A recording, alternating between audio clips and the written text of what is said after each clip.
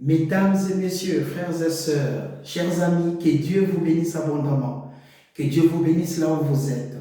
Bienvenue à la conférence Une heure pour Dieu, la croyance authentique. La croyance est le titre et les propriétés des choses pour lesquelles on prie. L'évidence que ça vous appartient avant que ça soit en manifestation. La croyance de Genèse 1.1 en Apocalypse 22.21 est le plus grand principe établi dans la parole. Derrière un verset, il y a toujours un principe. Et derrière un principe, il y a toujours une puissance. Une puissance est là pour vaincre l'inertie. Nous sommes des croyants. Nous sommes attachés dans la parole de Dieu. La parole de Dieu est notre base. La parole de Dieu est l'outil de tous les jours pour nous permettre d'aller de l'avant. Voilà pourquoi nous travaillons la croyance, pour permettre à tout et chacun de comprendre que notre Père est là pour subvenir à nos besoins. Il souhaite que nous prospérons à tous égards et que nous soyons en bonne santé, comme prospère l'état de nos âmes. Je suis Monsieur Guy Ambangito de Baba Motiga. Et dans le cadre de cette conférence, Une heure pour Dieu, la croyance authentique, nous allons rendre disponible un nouvel enseignement qui s'intitule « Je n'ai rien, juste un peu d'huile ». Je répète, le thème de notre enseignement que nous allons travailler maintenant est « Je n'ai rien, juste un peu d'huile ». Livre de 2 Rois. 2 Rois, chapitre 4. Nous allons voir un récit exceptionnel, un récit extraordinaire. Le sujet de cette section, c'est une femme, une veuve, une personne comme vous et moi. Mais vous allez voir dans ces récits comment, quand nous croyons dans la parole de Dieu, c'est que nous sommes capables de réaliser. La parole de Dieu nous dit, si tu crois dans ton cœur que Dieu a ressuscité Jésus-Christ des morts, tu seras sauvé. La parole de Dieu nous dit, tout est possible à celui qui croit. C'est une capacité que Dieu a déjà rendue disponible pour nous. C'est une puissance que Dieu a rendue disponible pour nous. Tout est possible à celui qui croit. Nous allons voir cette femme, comment elle a cru dans sa vie pour trouver la solution devant un problème qui était tellement élevé. Cette femme est comme vous et moi. C'est une personne comme vous et moi. C'est une femme comme toutes nos mamans sur cette terre. Que Dieu bénisse leur cœur. 2 Rois, chapitre 4, le premier verset. Une femme d'entre les femmes, des fils des prophètes, cria à Élisée. Crier, ici, ce n'est pas dire élever la voix. Crier, ça veut dire tout simplement demander avec conviction, demander avec assurance. Une femme d'entre les femmes des prophètes, une femme qui vivait parmi les prophètes, une femme d'entre les femmes des prophètes qui était veuve, cria à Élisée, demanda au prophète Élisée avec conviction. Cette demande sortait du cœur de cette femme. Elle était convaincue que sa demande allait être honorée par l'Éternel des armées, le Dieu Tout-Puissant, l'Omniscient, l'Omnipotent, l'Omniprésent. La parole de Dieu est là pour vous. Il y a des promesses qui sont établies dans la parole pour vous et moi. Nous avons le droit de mener une vie paisible et tranquille. Nous avons le droit de mettre la main dans la boîte à gâteaux à papa et prendre ce que nos cœurs désirent. Nous avons le droit d'être heureux dans nos vies. Nous avons le droit d'être bien dans nos vies, selon la parole de Dieu. Cette femme cria à Élisée pour demander selon son besoin. En disant, ton serviteur, mon mari, est mort. Donc, elle était veuve. Et tu sais que ton serviteur craignait l'Éternel. Donc, quand elle est arrivée devant Élisée, la première des choses, elle a présenté tout d'abord son mari. C'est que son mari faisait dans la parole de Dieu. Elle a précisé à Élisée que mon mari était ton serviteur. Et que, encore une fois, mon mari craignait l'Éternel. Pour cette dame, la marche de son mari, la marche de la croyance, les services de son mari pour que la parole de Dieu soit connue, c'était très important. Elle a réclamé ses droits en tant que fille de Dieu, ses droits légaux. Nous avons le droit de prospérer, nous avons le droit d'être à bonne santé, nous avons le droit d'être à bonne santé selon la parole de Dieu. Et cette femme s'en est souvenue des promesses de l'Éternel. Cette femme s'en est souvenue que Dieu n'était pas un homme pour mentir, ni un fils de l'homme pour se repentir. Ce que Dieu dit, il a toujours accompli. Dieu a dit qu'il souhaite que nous prospérons en tous égards et que nous soyons en bonne santé et qu'on prospère l'état de nos âmes. Nous devons croire à cela. Nous devons faire confiance en Dieu pour que cette parole puisse se manifester dans notre vie. Voilà pourquoi cette femme n'a pas hésité de crier à Élisée, de demander avec insistance pour lui dire que mon mari, ton serviteur est mort et que mon mari craignait l'Éternel. Moi maintenant j'ai le droit, en tant que fille de Dieu, en tant que femme d'un serviteur de Dieu, d'être épaulée dans une situation qui était tellement élevée. Elle n'avait pas de solution. Qu'est-ce qui s'est passé? Continuons les versets. Or, le créancier est venu pour prendre mes deux enfants et en faire ses esclaves. Le créancier est venu pour prendre mes deux enfants et en faire ses esclaves. Pour comprendre maintenant la situation, nous allons voir d'une manière anticipative les versets 7. 2 Rois chapitre 4, le verset 7. L'homme de Dieu, et il dit, va vendre l'huile et paye ta dette. À partir de là, nous comprenons que les problèmes qui étaient graves dans cette situation, c'était la dette. La famille était endettée. Cette dame devait payer la dette, mais elle n'avait pas de possibilité. Et ces jours-là, les créanciers s'est présenté. Mesdames et messieurs, qu'est-ce qu'un créancier? Un créancier, c'est une personne à qui on doit de l'argent. Et la personne qui doit de l'argent au créancier, il s'appelle débiteur. Les mouvements entre la personne qui doit l'argent au créancier, ça s'appelle tout simplement la dette. Les débiteurs doivent au créancier. Les créanciers, c'est la personne à qui on doit de l'argent. Vous savez vous-même que la dette, c'est une situation toujours compliquée. Quand vous promettez à quelqu'un, après avoir emprunté, vous promettez le jour, l'heure, la date, et la personne se présente, vous n'avez aucune possibilité d'honorer votre promesse. Ça rend toujours mal à l'aise. Je pense que nous avons tous traversé ce genre de situation dans la vie. On n'a pas de possibilités. On n'a pas de quoi payer une dette.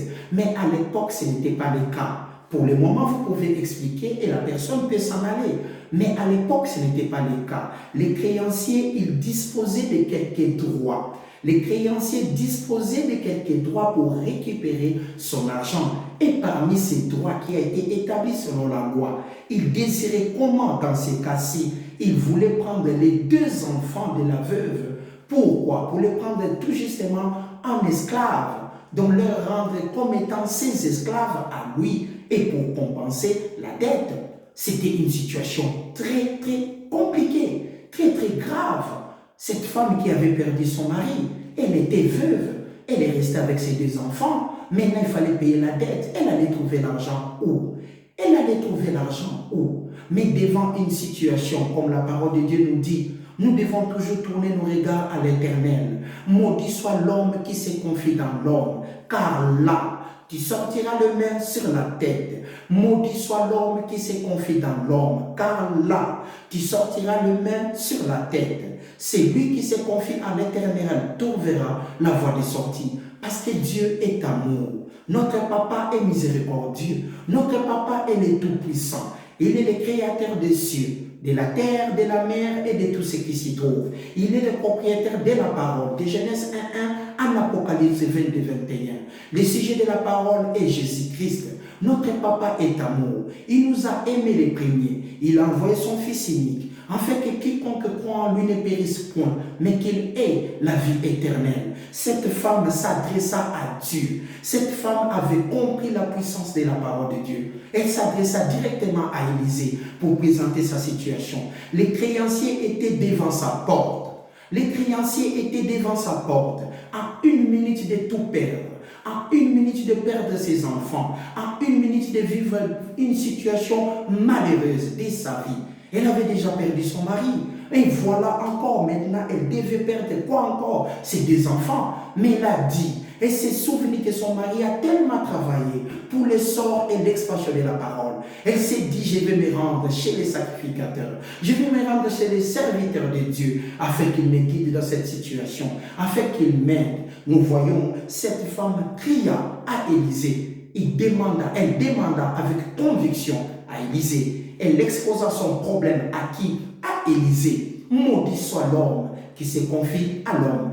Béni soit l'homme qui se confie à l'Éternel. Comme l'exemple de cette femme qui est comme vous et moi. L'exemple de cette maman qui était comme vous et moi. Mais elle avait compris la bonne adresse. Elle avait compris où on fabriquait la croyance. Elle avait compris que dans le corps, là où on travaille la parole de Dieu, c'est là où on trouve des solutions. La solution dans vos vies, mesdames et messieurs, quelles que soient des situations qui peuvent vous arriver, vous devez faire face à des moments impossibles dans vos vies. Adressez-vous toujours à l'Éternel. Il est le solutionnaire. Élisée maintenant lui dit, que puis-je faire pour toi? Nous voyons que le créancier est celui à qui on doit de l'argent. Maintenant, nous allons comprendre les pouvoirs de créancier dans l'ancienne époque pour comprendre la dimension de la parole de Dieu. Qu'est-ce que les créanciers avaient comme pouvoir? Et qu'est-ce que Dieu avait dit aux enfants d'Israël? Comment se comporter entre eux pour permettre de vivre vraiment l'amour entre eux, d'avoir pitié de l'autre, d'avoir la compassion pour l'autre, d'aimer les autres. Nous devons nous aimer les uns les autres. C'était ça la volonté de Dieu. Et Dieu l'avait conseillé aux enfants d'Israël concernant la dette. La dette, c'est une situation compliquée qui peut arriver à tout et chacun.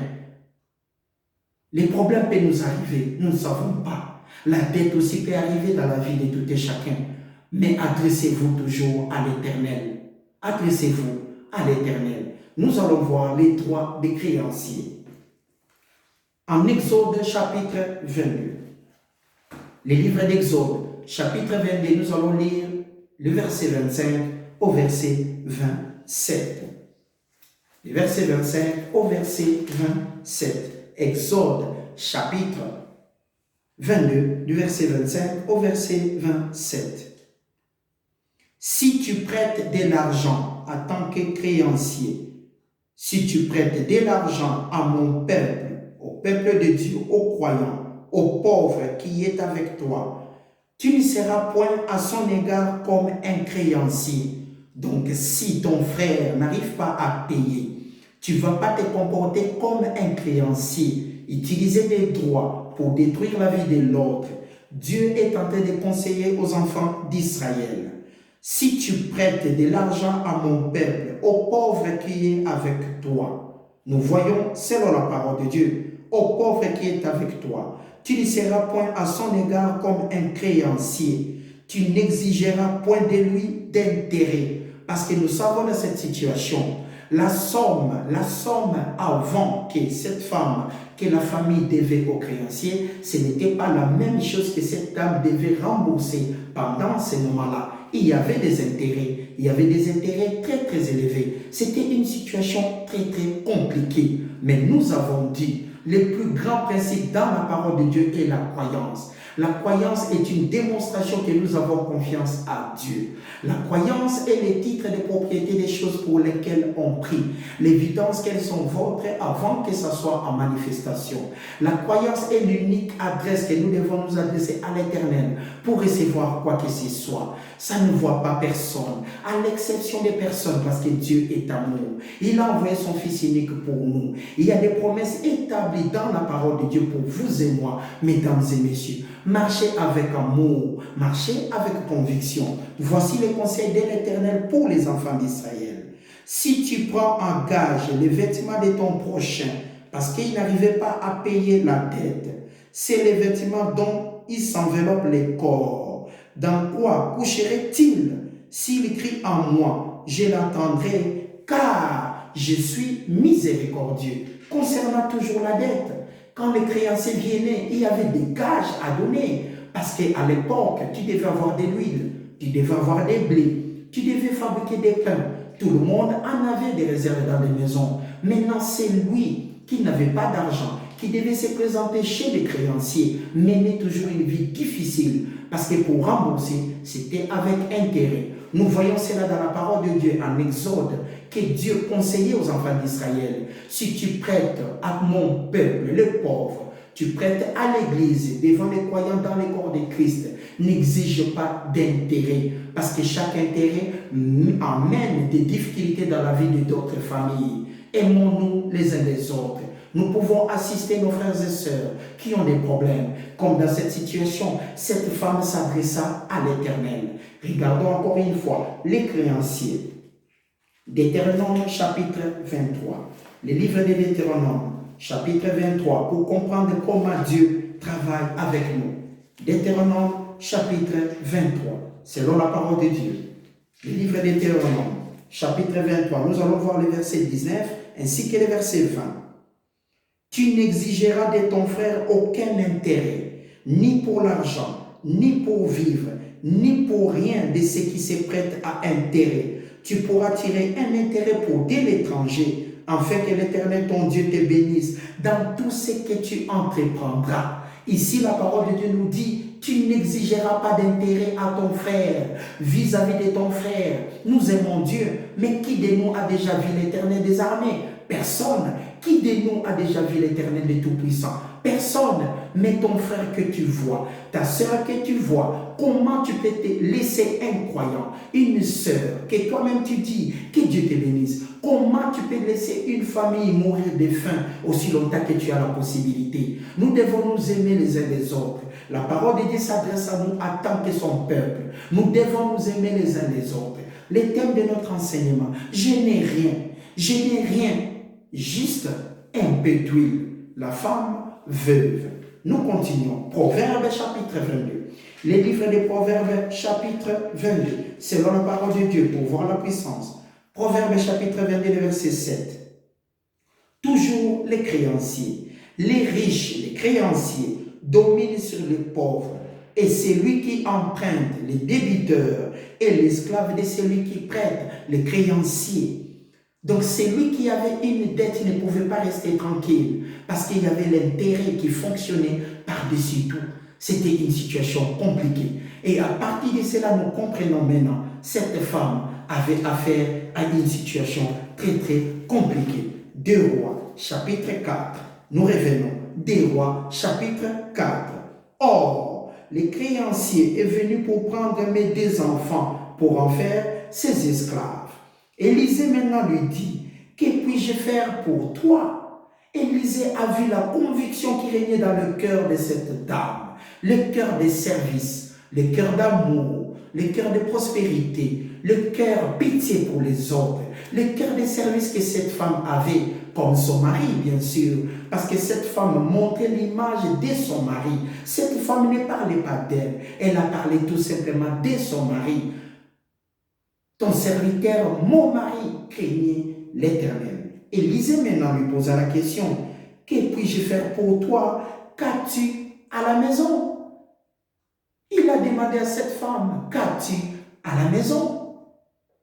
Et cette femme répondit, ta servante n'a rien du tout à la maison qu'un vase d'huile. Ici, quand on dit ta servante n'a rien du tout, ça ne veut pas dire zéro, mais elle voulait justement dire que ce qu'elle avait à la maison n'avait pas autant de valeur pour payer sa dette. Ta servante n'a rien du tout, juste un vase d'huile. Si tu veux que l'Éternel travaille pour toi, tu as les 5 sens, tu as les yeux, tu as les oreilles, la langue, tu as tout ce que Dieu t'a donné, l'odorat, pour agir, pour marcher. Lève-toi et marche. Lève-toi, agis. Si tu n'as pas de travail, mon bien-aimé, frères et sœurs, que Dieu bénisse ton cœur. Sache que la volonté de Dieu est que tu prospères à tous égards et sois en bonne santé, qu'on prospère l'état de ton âme. C'est de la volonté de Dieu que tu trouves un travail. Si tu es malade, mon bien-aimé, frères et sœurs, que Dieu te bénisse abondamment. Sache que la volonté de Dieu est que tu prospères à tous égards et sois en bonne santé, qu'on prospère l'état de ton âme. En demandant à l'Éternel, sache tout simplement, tu y es dans tes droits légaux, en tant que fils, et non fils par adoption, mais fils par naissance. Dieu a dit dans sa parole, si tu confesses de ta bouche le nom de Jésus-Christ, si tu crois dans ton cœur que Dieu l'a ressuscité des morts, tu seras sauvé, tu deviendras fils, tu auras des droits dans l'administration de la grâce, dans le corps de Christ, tu auras des droits, que 1000 tombent à gauche, 10 000 à ta droite, tu ne seras jamais atteint. Dans toutes ces choses, tu sortiras plus que vainqueur. Toutes choses concourent au bien de ceux qui aiment Dieu. Tout est possible à celui qui croit. Regardez les droits, regardez nos droits légaux. Souvenons-nous toujours que notre papa est amour. Nous continuons. Ta servante n'a rien dit tout. Point de vue valeur. Il n'a quoi? Ta servante n'a rien dit tout, juste un vase d'huile. Et il dit, le prophète lui dit, va demander au dehors des vases chez tous tes voisins, des vases vides, et ne demande pas un petit nombre. Pourquoi Élisée l'a dit? Parce qu'Élisée a vu le cœur de cette femme. La croyance qu'elle avait, c'est extraordinaire, c'est magnifique. Elle a dit à cette femme, n'en demande pas un petit nombre, parce qu'Élisée a vu la conviction qui régnait dans le cœur de cette femme. La conviction exceptionnelle. Une conviction exceptionnelle. Que Dieu bénisse le cœur de cette femme. Regardez ces récits. Regardez ces récits. Cette dame magnifique. Elle était là, la femme des serviteurs de Dieu. Cette femme avait compris la parole de Dieu. Elle avait compris le service de son mari. Regarde le niveau de la croyance. Ça, c'est une croyance agressive, élevée, surélevée que cette femme avait. Élisée l'a dit, ne demande pas un petit nombre. Cette femme avait dans sa maison seulement un vase d'huile. La quantité qu'il y avait dedans, je ne sais pas, mais elle avait seulement un vase d'huile. Elle-même avait dit que ça n'avait pas de valeur. Je n'ai rien du tout. Je n'ai rien du tout. Mais elle a dit, je n'ai rien du tout. Qu'un vase d'huile. Et Élisée l'a dit, va demander au dehors. Ne demande pas un petit nombre. Demande-en beaucoup, parce que ta croyance est là. Elle avait manifesté la confiance à l'Éternel, comme vous et moi aujourd'hui dans cette administration de la grâce. Croyons que Dieu est bon. Croyons que Dieu est le protecteur de nos enfants ainsi que de nos vies. Nous pouvons réaliser des grands projets grâce à Dieu. Nous pouvons réaliser des grands projets avec la croyance. Regardez l'exemple de cette femme qui était une personne comme vous et moi. Mais regardez la capacité qu'elle a développée. Jusqu'à tel point que le prophète lui dit, va demander, mais demande-en un grand nombre de vases. Demande-en un grand nombre. Est-ce que cette femme imaginait ce qui allait arriver après? Non, mais Élisée l'a envoyé de demander plus par rapport à sa croyance, à sa détermination. Mesdames et messieurs, frères et sœurs, Christ en nous, l'espérance de la gloire. Notre vie ne dépend pas par rapport à ce que les gens disent de nous, mais notre vie dépend de ce que Dieu dit de nous. Dieu a dit que 1000 tombent à gauche, 10 000 à ta droite, tu ne seras pas atteint. Ce que l'autre voit en toi, ce n'est pas ce que l'Éternel voit en toi. Si un homme te voit, tu es incomplet, mais Dieu te voit complètement complet par son amour. Si un homme te voit pauvre, mais Dieu te voit riche par son amour. Dieu est amour. Il a envoyé son Fils unique pour que nous soyons complètement complets en lui. Nous sommes justifiés par la grâce de l'Éternel. Ce que les autres diront de toi, ce n'est pas ce que Dieu a dit de toi. En Psaume 37, le verset 25, Dieu a dit, selon David, j'ai été jeune, j'ai vieilli. Je n'ai jamais vu un juste abandonné, ni sa postérité mendier des pains. Donc cette femme, sa postérité, elle et ses enfants ne devaient pas mourir de faim. Mais c'était tout simplement la dette. La dette est une situation qui peut régner dans beaucoup de familles. La dette, c'est une situation qui peut détruire des familles et des familles. Mais si vous avez la parole de Dieu, levez-vous. Marcher avec amour. L'exemple de cette femme veuve, mais qui avait connu tout simplement la grâce et la volonté de Dieu. Christ en vous, l'espérance de la gloire. Que Dieu vous bénisse. Mes salutations à ceux qui me suivent à Kinshasa. Que Dieu bénisse vos cœurs. Mes salutations à ceux qui me suivent ici en Suisse. Que Dieu vous bénisse abondamment ainsi que partout au monde. Je vous porte tous dans mon cœur. Et sachez-le, que nous n'avons qu'une seule adresse. C'est là où nous devons nous adresser. Chez Dieu, l'Éternel des armées. Le thème de mon enseignement que nous travaillons actuellement est « Je n'ai rien, juste un peu d'huile. Que Dieu vous bénisse. Et ne demandez pas un petit nombre. Quand tu seras rentré, tu fermeras la porte sur toi et sur tes enfants. Tu verseras dans tous ces vases et tu mettras de côté ceux qui seront pleins. Alors, elle les quitta. Elle ferma la porte sur elle et sur ses enfants. Et elle versait. Elle ferma la porte sur elle et ses enfants. Et elle a commencé à verser. À verser de l'huile dans d'autres vases qu'elle avait demandé ailleurs. Mesdames et messieurs, c'est là où nous voyons la démonstration de la croyance de cette femme. Elle a commencé à verser l'huile dans des vases qu'elle avait demandé aux voisins parce qu'elle n'avait qu'un vase. Et la quantité qui était à l'intérieur, on ne sait pas. Mais nous pouvons être sûrs. Tous les vases qu'elle a demandé chez des voisins, ce n'était pas la même manière. Ce n'était pas comme ça. Ça ne devait pas être de même dimension. Ça, c'est pratiquement impossible. Mais cette femme a fermé la porte. Cette femme a travaillé tellement son intelligence pour avoir cet amour, pour avoir cette conviction de commencer à verser l'huile avec son intelligence, ses yeux. Cette dame avait déjà compris la quantité qui était dans le vase qui était dans sa propre maison. Elle devait maintenant commencer à verser dans d'autres vases. Ça demande une croyance exceptionnelle, la confiance à l'Éternel. La croyance est une démonstration des choses qu'on ne voit pas. La croyance est l'espoir que nous avons vis-à-vis de l'Éternel. Aussi longtemps que nous sommes en vie, nous sommes capables de croire. Aussi longtemps que nous sommes en vie, nous sommes capables de déplacer des montagnes. Aussi longtemps que nous sommes en vie, nous sommes capables de réaliser beaucoup de projets par la grâce de l'Éternel. Regardez cette dame, elle ferma la porte. Regardons la suite. Quand tu seras rentré, tu fermeras la porte sur toi et sur tes enfants. Tu verseras dans tous ces vases. Tu mettras de côté ceux qui seront pleins. Alors, elle les quitta. Il n'y avait que 2 consignes. Tu remplis et tu mets de côté ceux qui seront pleins. Alors, elle les quitta. C'était maintenant cette femme en face de sa propre croyance.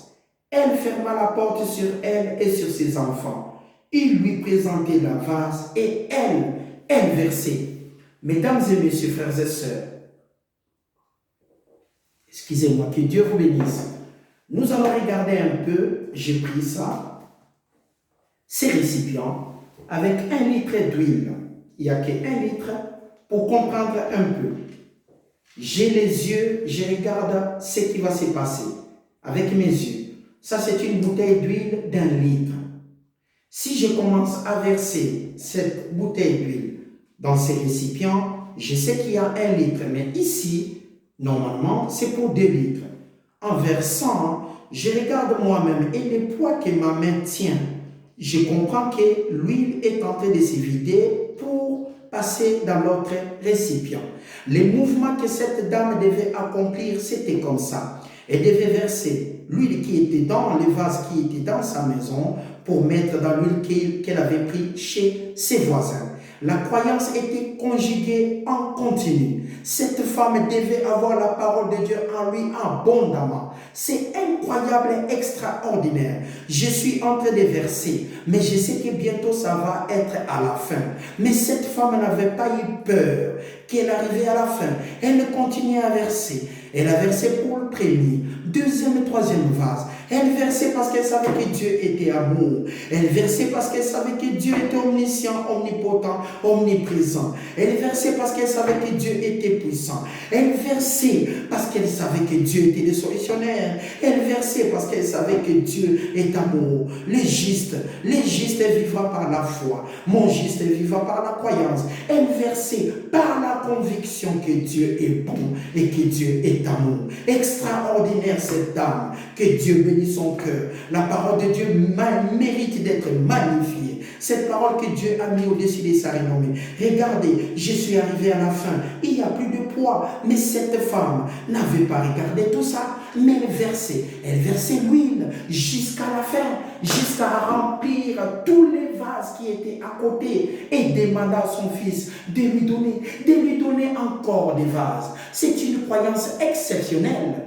Une croyance vraiment exceptionnelle. Que Dieu vous bénisse. Elle n'avait qu'un vase d'huile chez lui, à la maison. Mesdames et messieurs, vous et moi, nous avons des mains, nous avons nos jambes, nous avons des entreprises. Comment quelqu'un peut manquer de travail? Si tu dis que tu ne trouves pas de travail, il faut changer d'endroit pour trouver d'autres travail. Il faut tout simplement changer d'endroit. Pour comprendre, il faut changer d'endroit. Parce que Dieu a dit dans sa parole que tu auras du travail. Tout est possible à celui qui croit et qui cherche, trouve. Quand tu n'as pas de travail, il faut changer d'endroit. Parce que la volonté de Dieu est que nous agissons à chaque instant. Cette femme versée, elle a versé. Première vase direct, deuxième vase. Elle n'a pas hésité. La confiance qu'elle avait en Dieu. La confiance qu'elle avait en Dieu. Cette femme n'était pas limitée. Elle versa première vase. Elle versa deuxième vase. Elle était sûre que Dieu était bon. Elle versa troisième vase. Elle était convaincue d'Éternel des armées. Quatrième vase, elle était convaincue de l'adresse de Dieu. Cinquième vase, elle était sûre que 1000 tombent à gauche, 10 000 à ma droite. Je ne serai jamais atteint. Sixième vase, ainsi de suite. La croyance continuelle, la croyance agressive de cette femme par rapport à sa situation. Et vous et moi, nous sommes aussi capables de résoudre pas mal de situations par rapport à notre croyance. Christ en nous, l'espérance de la gloire. Nous sommes des enfants de Dieu. Et en tant que tels, nous avons des droits légaux de mettre la main dans la boîte à gâteau à papa et de prendre selon notre cœur, selon la volonté de l'Éternel. Cette femme a osé faire cela. Et vous et moi, nous sommes aussi capables de réaliser des projets, de croire que Dieu est amour, de croire que Dieu est avec nous. Dieu est de notre côté. Avec Dieu, nous formons la majorité. Avec Dieu, nous sommes dans la ligne de la victoire. L'exode, une voie pour s'en sortir. C'est pour les enfants de Dieu. Nous continuons. Elle demanda encore à son fils, présente-moi encore un vase. Et l'huile s'arrêta. L'huile s'arrêta. Il n'y avait plus de vase et l'huile s'arrêta dans cette croyance qui était continuelle. Elle alla rapporter tout ça à l'homme de Dieu. Il dit maintenant, va vendre l'huile et paye quoi? Ta dette et tu vivras, toi et tes fils, de ce qui restera. Incroyable. Une femme parmi les femmes, une veuve qui devait tenir à la vie de ses enfants. Une femme qui devait tenir à protéger sa famille. Une femme qui tenait à la vie de ses enfants et à la protection d'un segment qui formait sa famille. Voilà la croyance agressive. Je n'ai rien, juste un pétri. Dieu travaillera toujours par rapport à ce que nous désirons. Dieu nous accompagnera toujours dans nos projets. Mais ayons la pleine conviction que grâce à Dieu, nous sommes capables de réaliser énormément de projets. L'échec n'est pas pour les croyants. Nous serons toujours les premiers et jamais les derniers. Christ en vous, l'espérance de la gloire. Mes salutations anticipées. Que Dieu vous bénisse là où vous êtes. Que Dieu vous bénisse abondamment. Qu'il apporte des solutions dans vos vies. Nous avons vu l'exemple de cette femme. Nous avons vu la capacité de la croyance de cette femme. Devant les créanciers, nous sommes capables de passer par-dessus. Devant la dette, nous sommes capables de passer par-dessus. Devant tant de problèmes dans nos vies, ainsi que des montagnes, nous sommes capables de passer par-dessus, par la croyance, qui est le titre de propriété des choses pour lesquelles on prie. L'évidence, quelles sont vôtres avant que ça soit en manifestation. Je vous souhaite un bon dimanche. C'était là, je n'ai rien, juste un pétri. Que Dieu vous bénisse. Merci.